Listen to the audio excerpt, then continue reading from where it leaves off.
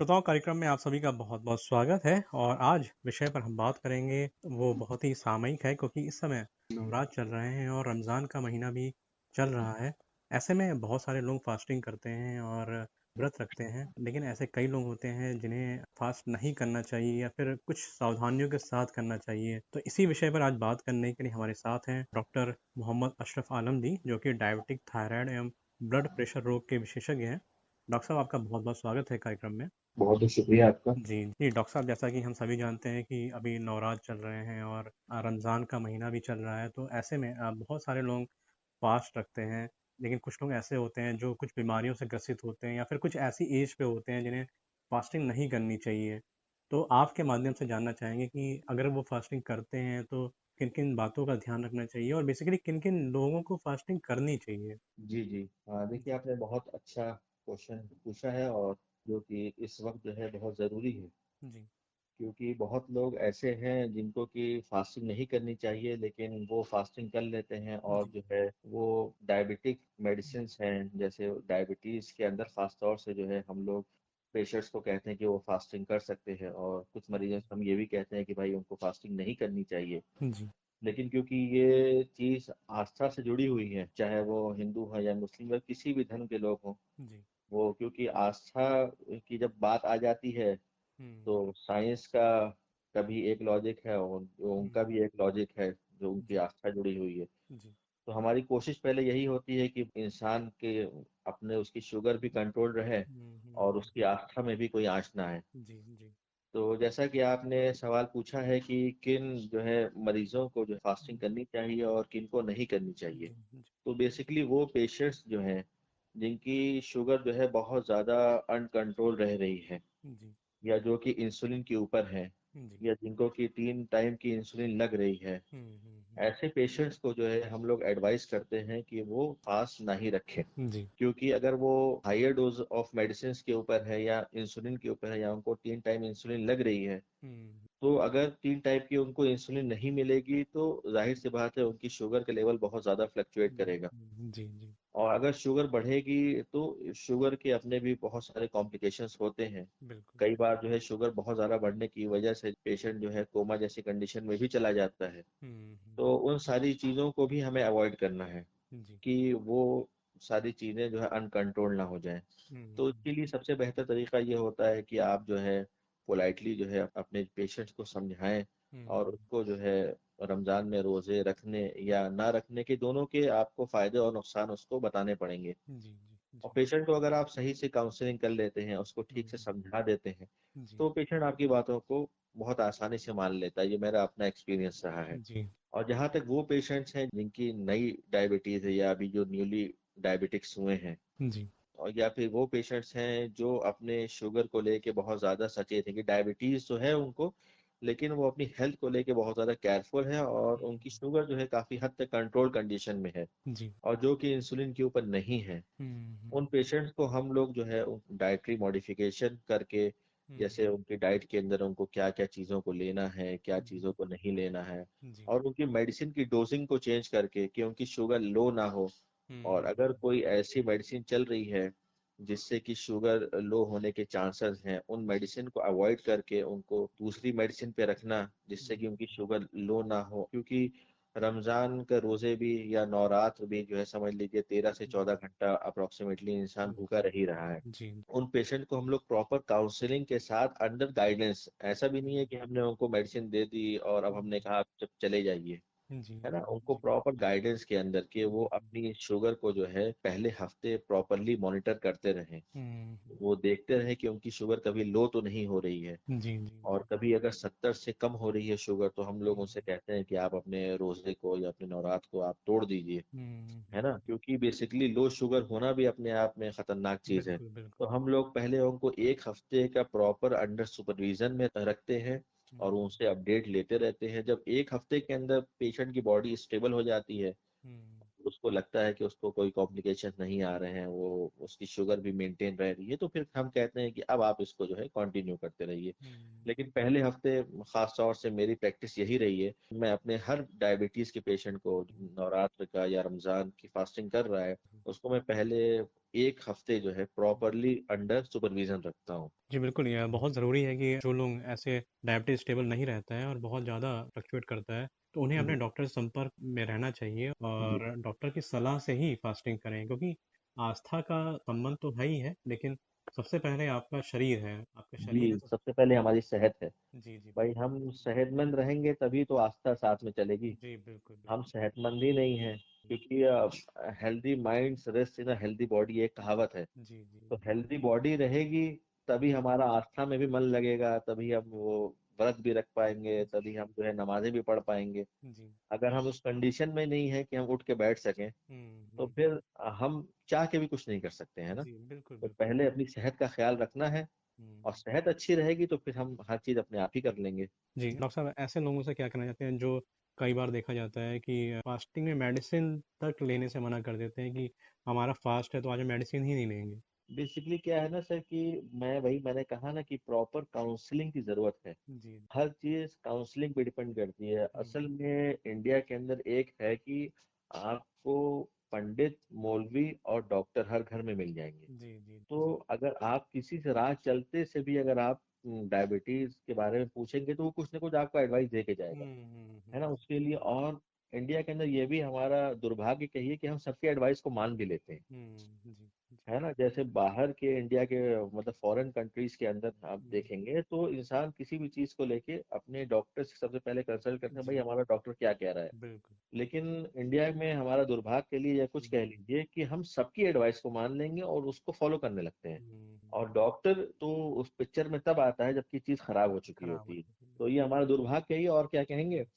अगर आप पेशेंट को अपने तर्क से सेटिस्फाई कर दीजिए और उसकी जी, काउंसलिंग अच्छी कर लीजिए तो वो आपकी जी, बातों को मानता भी है। जी, जी। तो पहली बात तो हम पेशेंट से यही कहते हैं कि भाई देखिए, जब आपकी सेहत रहेगी तभी सारी चीजें। हुँ, कई पेशेंट्स आके ये भी कहते हैं कि जी, इसमें डायबिटीज है, हम इसको जो हुँ, है चल फिर के ही कंट्रोल कर लेंगे, हुँ, और जो है हम दवाएं नहीं लेंगे, हुँ, क्योंकि हमने सुना है कि अगर हम दवाएं ले लेंगे तो हमें जिंदगी भर दवा लेनी पड़ेगी।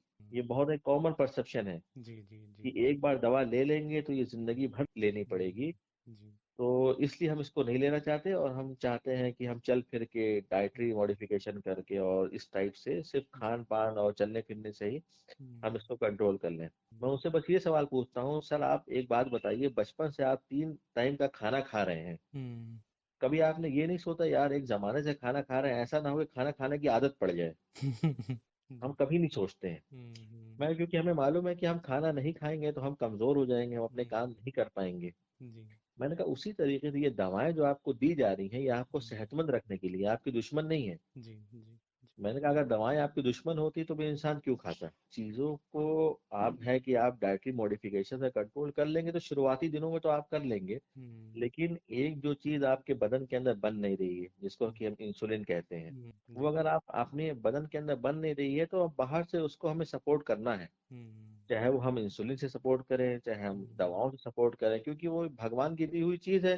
अब वो जी, बदन में बन रही थी, अब नहीं बन रही है। जी, जी, इसमें ना आप कुछ कर सकते हैं ना हम कुछ कर सकते हैं, हाँ, लेकिन हुँ, चीजें खराब ना हो इसलिए जो है हमें बाहर से सपोर्ट देना हुँ, पड़ेगा। तो यही मैं उनको समझाता हूँ, तो अक्सर जी, लोग जो है कहते हैं सर बात तो आपकी सही है। जी, जी, तो फिर बहुत सारे समझ लीजिए कि अगर आप प्रॉपर काउंसलिंग करें तो मोर देन हुँ, 90% जो है वो फिर आपकी चीजों को लेने लगते समझ हैं। गए, जी। जी जी, समझ जाते हैं। जी, जी डॉक्टर साहब ये तो बात रही डायबिटीज़ की। और ऐसे कौन से रोग हो सकते हैं जिनमें लोगों को बहुत ध्यान रखना चाहिए कि उन्हें फास्टिंग करनी चाहिए या नहीं करनी चाहिए? सबसे मेन तो आपका डायबिटीज ही है, उसमें भी डायबिटीज भी आपकी 2 टाइप की है। अच्छा। एक जो है टाइप 1 डायबिटीज है जिसमें दवाओं का कोई रोल नहीं होता, आपको हुँ, सिर्फ पेशेंट को इंसुलिन पे ही रखना है। हुँ, हुँ, हुँ, और दूसरा जो आपका टाइप 2 है, इसमें दवाओं भी रोल है और इंसुलिन का भी रोल है। जी, शुरुआती दिनों में आप इसको दवाओं से कंट्रोल कर सकते हैं, और बाद में जब इंसुलिन बननी बिल्कुल ही वो हो जाए जी, तो उसमें फिर आपको इंसुलिन ही देना पड़ता है, अगर जी, बदन के अंदर इंसुलिन बिल्कुल ही बननी बंद हो जाए। या जी। इंसुलिन का रेजिस्टेंस आ जाए, तो फिर आपको जो उस कंडीशन में बाहर से हुँ। इंसुलिन ही देनी पड़ती है। जी, जी। बाकी फास्टिंग बहुत सारी कंडीशंस में बहुत ज़्यादा यूज़फुल है। जैसे अगर आपको जो है अपना वेट लॉस करना है, हाँ, हाँ। तो उसके अंदर फास्टिंग का बहुत इम्पोर्टेंट रोल है। जी। और अगर सबसे अच्छा है कि अगर आप वीकली फास्टिंग कर रहे हैं, हुँ। एक तरीके से आप अपनी बॉडी को डिटॉक्सिफाई कर रहे हैं। बिल्कुल। जी। तो डिटॉक्सिफिकेशन जो है हम दवाओं से इन सारी चीज़ों से करते हैं। जी। डिटॉक्सिफिकेशन अपनी समझ लीजिए बॉडी का शुद्धिकरण समझ लीजिए हुँ, आप हुँ, इसको हुँ। आसान उसमें। जी। तो उसके लिए अगर हम हफ्ते में 1 या 2 बार नॉर्मली भी फास्ट करें, हुँ। जी। तो समझ लीजिए हमारी बॉडी का बहुत अच्छा डिटॉक्सिफिकेशन होता रहेगा। हुँ। हमारी जो है बदन के अंदर कोलेस्ट्रॉल और बाकी चीज़ें जो हैं ये भी बहुत रेगुलेटेड रहेंगी। जी। हमारा हार्ट भी बहुत अच्छा फंक्शन करेगा। हुँ। तो एज़ अ डिटॉक्सिफिकेशन के तौर पे भी हम देख सकते हैं। हुँ। रमज़ान में क्या होता है कि हम जो है सारी चीज़ों को ना हम पानी हुँ। लेते हैं, ना हम कुछ लेते हैं, हर चीज़ को नवरात में क्या होता है कि हम फ्रूट्स ले सकते हुँ। हैं। तो ये डिफरेंट टाइप्स ऑफ हुँ। फास्टिंग्स हैं। जिसको कि इंसान अगर वैसे भी अपने ज़िंदगी के अंदर ले आए कि भाई हफ्ते में 1 बार हमें फास्टिंग करनी है, जी। तो उससे भी अब वो देखेगा ना कि बहुत सारी चीज़ों में जैसे ब्लड हुँ। प्रेशर में, थायरॉइड में, जी। डायबिटीज़ में, इन सारी चीज़ों के अंदर जो है हुँ। उसको इससे बहुत बेनिफिट्स मिलेंगे। जी, जी, जी, बिल्कुल। अगर आप फास्टिंग करते हैं तो ये आपकी सेहत के लिए बहुत फ़ायदेमंद है। और जैसा जी, कि आपने कहा, डॉक्टर साहब ने कहा कि हफ्ते में अगर एक दिन आप फास्टिंग करते हैं तो ये आपकी बॉडी डिटॉक्सिफ़ाई हो जाएगी और आपकी जो सेहत है वो अच्छी होगी। लेकिन अगर आप किसी रोग से ग्रसित हैं, जैसे डायबिटीज़ से ग्रसित हैं, तो आपको थोड़ी सावधानी तो बरतनी ही पड़ेगी और डॉक्टर के संपर्क में रहकर ही फास्टिंग करें, तभी आपकी सेहत जो है वो अच्छी रह सकती है। डॉक्टर साहब, चलते-चलते हमें श्रोताओं से आप क्या कहना चाहेंगे, खासकर इस समय में, जो अभी रमज़ान और नवरात्र का समय चल रहा है? मैं उनसे यही कहूँगा कि कभी भी अगर आपको फास्टिंग में, चाहे वो रमज़ान हो, चाहे नवरात्र हो, जी, अगर आप जो है किसी भी बीमारी से ग्रसित हैं, जी, तो एक बार फास्टिंग पे जाने से पहले जो है जी। आप अपने जो है कंसल्टिंग फिजिशियन से या आपका जो कंसल्टिंग डॉक्टर है, हुँ। उससे आप ज़रूर एक बार संपर्क में आएँ। जी। उसको बताएँ कि सर मुझे फास्टिंग करनी है, मुझे हुँ। रमज़ान के रोज़े रखने हैं, मुझे जी। नवरात्र की फास्टिंग करनी है। तो बेसिकली वो हो सकता है कि आपकी के लिए जो भी डोज़िंग ले रहे हैं, हो हुँ, सकता है कि उसको उसका वो रीएडजस्टमेंट करें। हुँ, हुँ, क्योंकि बहुत सारी मेडिसिन्स ऐसी होती हैं जिसको कि आपने खाया और आपकी शुगर फ़ौरन डाउन हो गई। तो उस कंडीशन में जो है इन मेडिसिन्स का जो इस्तेमाल है थोड़ा-सा हमें प्रिकॉशन के साथ करना है। हुँ, तो हमेशा अपनी डोज़िंग को एडजस्ट करवाना है, अपने डॉक्टर के कंसल्ट में रहना है। हुँ, और जैसा कि मैंने कहा कि अपनी जब भी अगर आपको जैसे कँपकँपी के, घबराहट के या हुँ, पसीने के जिस टाइप के सिम्पटम्स आ जाएँ, जी, जो कि एक जो है लो शुगर के होते हैं, तो जी। फ़ौरन अपना ब्लड ग्लूकोज़ टेस्ट करना है और अगर 70 से नीचे हो, तो हुँ, फ़ास्ट जो है अपना तोड़ देना है। क्योंकि फिर जी। आप जो है क्रिटिकल कंडीशन की तरफ जा रहे हैं। और हुँ, दूसरा ये है कि पानी का इंटेक जो है वाटर हुँ, इंटेक हुँ, को बहुत ज़्यादा रखना है। कम से हुँ, कम 2.5 से 3 लीटर पानी तो रोज़ आपको पीना ही है। हुँ, उसमें कोई भी कमी नहीं करनी है, जी। क्योंकि अगर आप पानी में कमी करेंगे और इन केस आप शुगर बढ़ती है, हुँ, तो जब भी आपकी 200 से ऊपर शुगर होती है, तो यूरिन के रास्ते ही जो है बॉडी उसको फ्लश आउट करती है। हुँ, हुँ, तो इस कंडीशन में अगर आप पानी कम पिएँगे, तो आपके पेशाब में इन्फेक्शन होने के चांसेस हैं। हुँ, जी। और कभी-कभी क्या हो जाता है कि वो इन्फेक्शन इतना बढ़ जाता है कि वो आपकी किडनी को भी इन्फेक्ट करना शुरू कर देता जी, है। जी। तो अगर आपने उसका ख़्याल नहीं रखा तो कभी-कभी ये भी हो जाता है कि आपकी हुँ, किडनी भी जो है किडनी फ़ेलियर में चली जाती है। जी, जी। तो ये सब बहुत छोटी-छोटी चीज़ें हैं जो हमारे लेवल पे जो है इसको इग्नोर कर दिया जाता है। हुँ, तो ये सारी बहुत छोटी-छोटी चीज़ें हैं जो ज़ाहिर-सी बात है हुँ, पेशेंट को तो नहीं मालूम होती हैं। जी, जी, जी, अब जी। वो पेशेंट तो अपनी आस्था में और हुँ, उसमें जो है जी, वो चीज़ों जी, को जी, कैरी ऑन कर रहा है और मालूम हो रहा है कि लॉन्ग हुँ, टाइम के लिए जो है हुँ, तो फिर हुँ। नई परेशानी खड़ी हो जाती है। जी, जी, डॉक्टर साहब, हम उम्मीद करते हैं कि जो भी बातें आपने बताई हैं वो हमारे श्रोता ध्यान रखेंगे, क्योंकि एक जी, छोटी-सी गलती से हो सकता है कि आप बड़ी बीमारी की ओर चले जाएँ। तो जी, अगर आप ध्यान रखेंगे तो आप सेहतमंद रह सकते हैं। डॉक्टर जी, साहब, आप जी। हमारे कार्यक्रम में आए, हमारे श्रोताओं को फास्टिंग के बारे में इतनी सरलता के साथ इन डिटेल से आपने समझाया। कार्यक्रम में शामिल होने के लिए बहुत-बहुत धन्यवाद।